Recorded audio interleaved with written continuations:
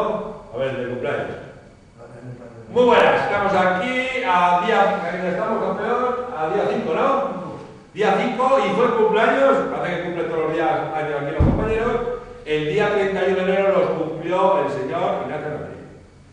El mismo día que el rey de España, el rey, ¿cómo se dice? El que ha abdicado, ¿no? ¿Cómo? El que está en reserva. Ah, lo cumple el mismo día. ¿Y cuántos años cumplía Ramírez? ¿Cuántos años? 55.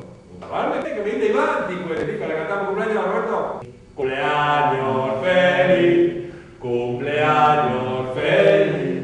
Te deseamos todos cumpleaños feliz. Y es un muchacho excelente, y es un muchacho excelente, es un muchacho excelente, y siempre lo será, y siempre lo será. A ver, saluda a cámara un poquito, saluda a cámara, ahí